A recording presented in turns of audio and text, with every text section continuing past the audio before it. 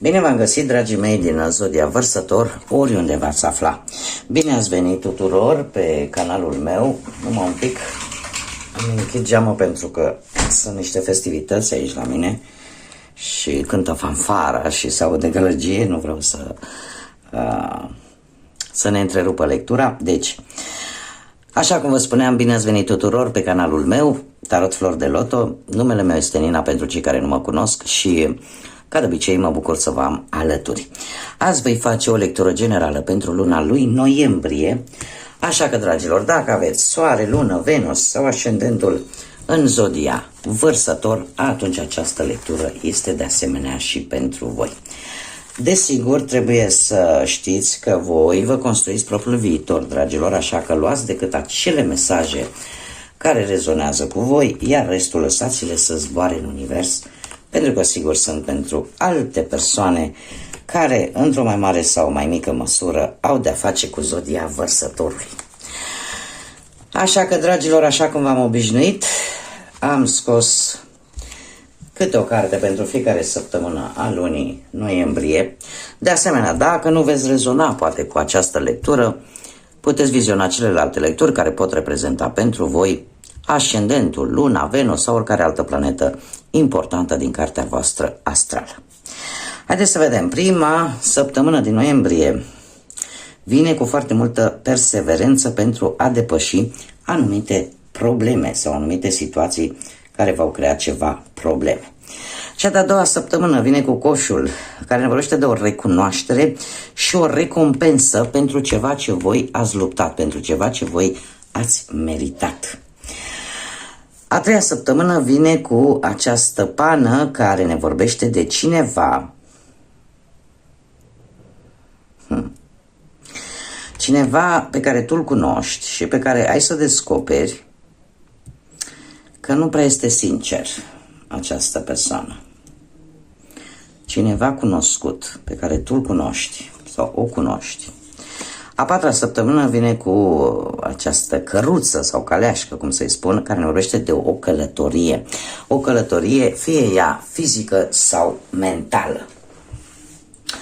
Haideți să vedem care este energia, dragilor mei din Vărsător, energia pentru voi. Ai o ridicare a autoestimei, dragilor, te activezi, ți se activează această putere de autocunoaștere. Ce interesant! Și avem și pe Jupiter. Deci aici avem o activare, aici avem deja o acțiune în care îți apar noi șanse, noi oportunități. Posibil unii dintre voi chiar să obțină o anumită sumă de bani importantă în această lună. Îl avem pe Jupiter care ne vorbește de expansiune. De asemenea, Jupiter ne vorbește de mult mai multă încredere în tine și în forța ta. Probabil că te gândești la a avea bănuți mai mulți și atunci apare o creștere cam pe mai multe planuri, așa, dar un lucru important și esențial este să nu-ți pierzi echilibru, pentru că oportunități bune se pare că vor veni. Și vor veni, după cum bine vedem, și nu e întâmplător, dacă stați exact pe această carte în care cineva pe care tu îl cunoști este nesincer cu tine și probabil că va provoca o furtună, o mică furtună, un mic conflict sau mai mare posibil, care va aduce schimbări la care nici măcar nu te gândeai. Posibil să apară vești foarte surprinzătoare care să te ia așa un pic pe nepusă masă. Și e posibil asta să ducă poate la efectuarea ori unei călătorii fizice, pur și simplu să pleci într-o călătorie, sau să te adâncească un pic așa în gânduri și să faci o călătorie mentală. Da, în așa fel încât să reușești să găsești poate, nu știu, un răspuns sau soluția la această furtună care poate fi provocată de o persoană pe care tu o știi și o cunoști. Haideți să vedem pe plan profesional ce vine pentru dragii mei din Vărsător în această lună noiembrie și avem un rege de bâte. Dragilor, într-adevăr, sunteți foarte plini de energie. Regele de bâte pe partea asta a muncii vine cu cum să spun eu, cu acea energie în care nimeni nu te poate opri. În care dacă ai, de exemplu, un plan bine fixat vis-a-vis de un job, nu te vei lăsa până nu îl vei obține. Avem de asemenea judecata care îmi spune că efortul tău va fi valorat destul de pozitiv. Totuși, mare atenție, trebuie să vă spun un lucru important, mai ales pe plan profesional, la locul de muncă sau dacă sunteți asociați cu cineva. Încercați să nu judecați oamenii după coperta. Încercați să nu intrați în tot felul de discuții în care prejudecățile sunt la ordinea zilei, în care poate restul lumii, restul persoanelor nu văd decât fațada, nu văd de fapt ce este în interiorul fiecarei persoane. Este un sfat, aș zice eu, și o avertizare destul de bună pentru voi, pentru că e posibil ca unii dintre voi în această lună să aveți încredere în cineva, poate care ți-a spus: dom'le, te pot ajuta să-ți găsesc de muncă. Și să nu fie așa cum bine am văzut. Da? Și atunci, cu judecata, vezi, prejudecata asta de a judeca oamenii de la prima imagine, de la prima vedere, ca să zic așa, de multe ori, creează aceste conflicte. Avem un nou debut, care de asemenea vorbește despre cineva pe care tu-l cunoști și care e posibil ori să-ți vrea postul, ori aduce pur și simplu. Vine așa cu niște tensiuni și nu e întâmplător, a căzut pe această energie a furtunii. Da? Pentru că vrea ceea ce voi aveți deja.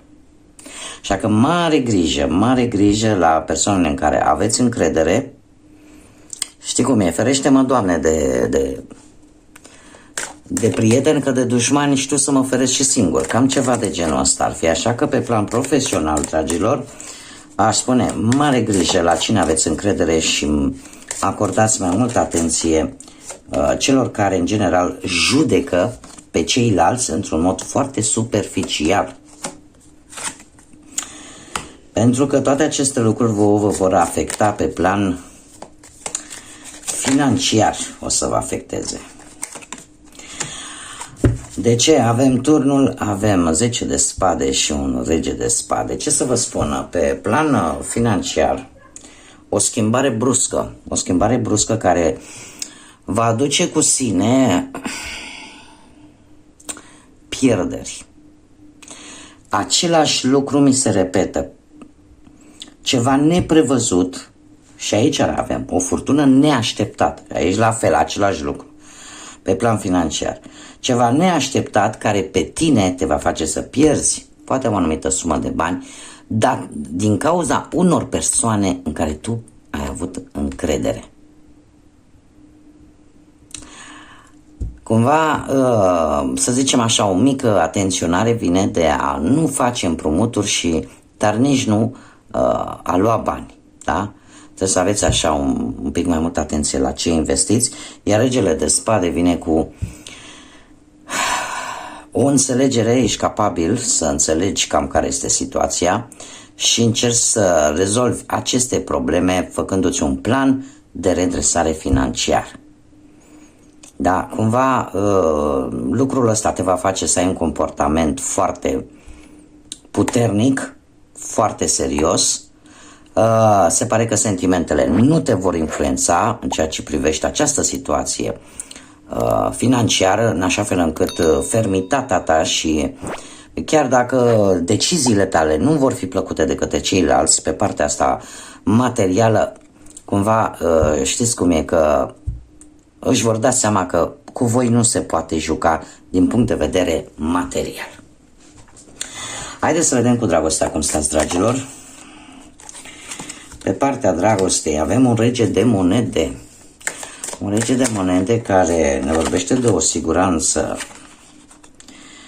Avem spânzuratul și încă o carte, te rog. Și o regină de spade, dragilor. Haideți să ne înțelegem. Pe plan Sentimental, pentru cei care sunteți într-o pereche, a spune că pentru a rezolva o anumită problemă posibilă într-o relație, ar trebui să ai un dialog foarte cinstit, foarte onest și știu că o să vi se pare un pic rar, dar și problemele în relație vin în această situație, cel puțin în această lectură, vin din cauza banilor. Apare o problemă de ordin material care creează și tensiuni la nivelul relațiilor voastre, cu perechea voastră, da? Pentru cei care au deja format o pereche, un cuplu. Iar faptul că cumva asta o să vă oblige să priviți această situație dintr-o altă perspectivă și să luați niște decizii foarte dure. Da? Și să încercați să judecați cât mai imparțial posibil, să folosiți foarte mult logica, să folosiți foarte mult. Și nu m-ar mira pentru că sunteți o zodie de aer. Cert este că există posibilitatea ca, mai ales cei care sunteți într-o pereche, să apară intervenția unei persoane care poate să fie benefică pentru relația voastră sau poate să fie, din contră, să aibă așa, poate influența relația, ori în bine, ori în rău.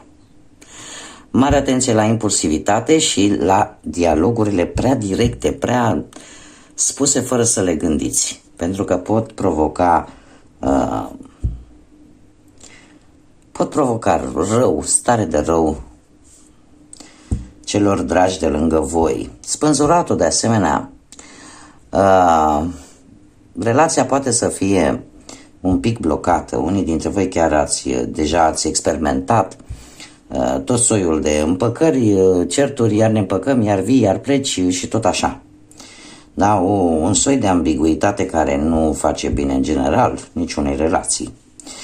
Dacă vorbim de partea asta a celor care sunteți singurei pe plan sentimental, aș zice că e posibil să nu te accepte toată lumea și apare posibilitatea apariției unei persoane care, din punct de vedere financiar, să stea foarte bine chiar, doar că e ceva aici care, eu aș spune că ceva te blochează.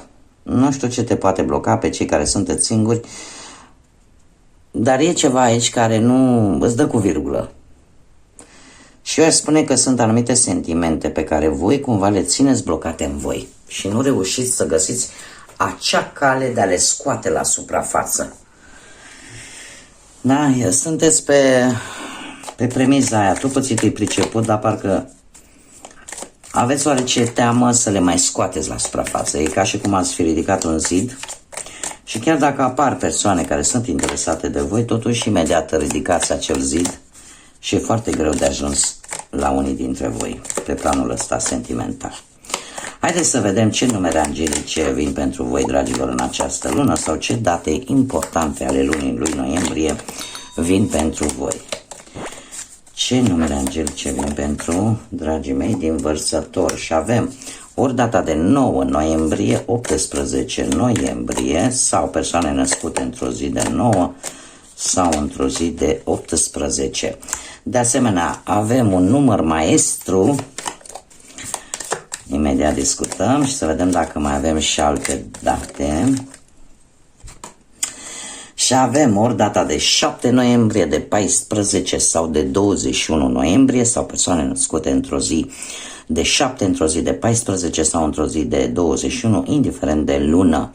Cum de asemenea aș putea să spun că chiar și data de 22 sau persoanele născute într-o zi de 22 să aibă importanță, da? Sau aceste mesaje să vină direct către ei. Ce ne spun aceste numere angelice? Ne vorbesc despre minte și inimă, despre ambiție și, bineînțeles, despre independență. Unii dintre voi, probabil în aceste zile, da, în aceste date importante, pur și simplu vă recăpătați poate independența, fie ea materială, profesională sau poate chiar relațională. Unii dintre voi cumva sunteți aliniați pentru că exact pe drumul care trebuia să fiți și de unde e posibil să fi fost un pic deviați, o stare în care ai acea siguranță că poți să duci totul la bun sfârșit. Și de asemenea ne mai poate vorbi și cam tot, nu știu, o stare, aș zice, sau necesitatea liniștii, a păcii și a stării tale sufletești. Acea pace sufletească este importantă pentru tine în această lună. Tocmai de aceea am văzut această călătorie, ori pentru a-ți încărca bateriile, ori pur și simplu pentru a te relaxa din punct de vedere mental. Haideți să vedem inițiale de nume, prenume, porecle sau pseudonim de persoane cu care voi puteți interacționa de-a lungul lunii lui noiembrie și avem litera N,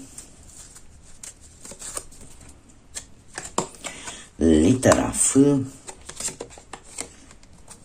litera J, litera V, litera T,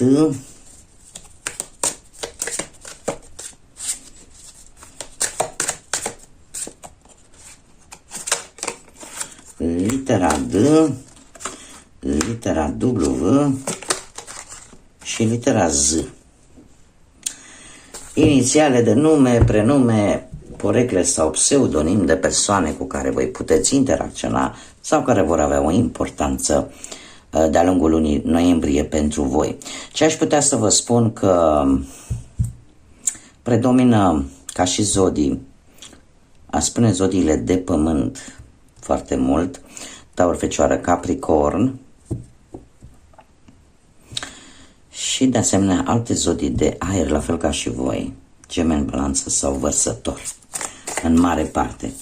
Avem de asemenea și ceva zodii de foc, dar foarte puțin, și la fel de puțin zodiile de apă, dar nu sunt foarte bine, nu sunt foarte multe, dar nu este obligatoriu, da? E o lectură generală, așa că voi, dragilor, adaptați. Mesajul grădinii secrete îmi vine cu a împărți, cum să spun eu, a împărți cu ceilalți. Se spune așa că albina ocupată își face timp să zboare din floare în floare, să împartă. Știm foarte bine, albinele la nivel global sunt, nu că importante, sunt esențiale, sunt vitale pentru viața noastră a tuturor pe această planetă frumoasă. Și dacă ea, într-un mod metaforic, ne spune acest mesaj, dacă ea își face timp să zboare așa sărăcuța din floare în floare, în așa fel încât viața, prin umila ei și neobosita ei activitate, atunci ea împarte într-un mod total necondiționat, de fapt împarte șansa la viața tuturor vietăților și la noastră în mod special a oamenilor. Este un exemplu foarte bun ca și noi oamenii să fim precum o albină, nu neapărat să zburăm din floare în floare, cum ar putea spune unii în glumă, dar să încercăm să împărțim în jurul nostru cam aceeași iubire pe care ne arată aceste mici vietăți, care sunt atât de importante și au un rol atât de important, nu numai pentru noi oamenii, ci și pentru supraviețuirea întregii planete. Știu că sună foarte ciudat pentru unii acest lucru, dar cei care nu cred poate lucrul acesta, chiar îi rog să caute pe Google să vadă ce importanță au albinele pentru viața noastră aici pe pământ. Așa că, dragilor, faceți-vă timp să petreceți poate cu persoanele dragi vouă, să să dați înțelegere și iubire celor care poate au nevoie, da? Să împărțiți așa câte un pic din fiecare și celorlalți din jurul vostru. Cam asta ar fi mesajul Grădinii Secrete pentru voi pentru această lună. Cam aceasta a fost lectura pentru voi. Eu vă mulțumesc pentru prezența voastră. Dacă sunteți noi pe acest canal și ați rezonat, și chiar dacă sunteți mai vechi, dar ați rezonat, nu uitați de like-uri, nu uitați de comentarii, nu uitați de distribuiri și desigur, cei care nu v-ați abonat încă și vă plac aceste lecturi, nu ezitați, abonați-vă, eu vă aștept cu mare drag la fiecare lectură pe care o public aici pe canal. Așa că, dragilor, un noiembrie liniștit, un noiembrie plin de reușite și de vise împlinite. Până data viitoare, când ne vom revedea, să fiți iubiți, dragilor!